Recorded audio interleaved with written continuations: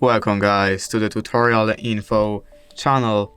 In front of me is REALME GT7 Pro, and in this video I am going to show you how to clear cookies on this device.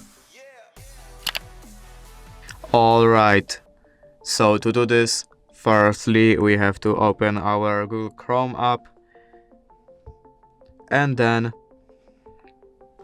we have to just click on this three dots in the right top corner, and then we have to click on the history.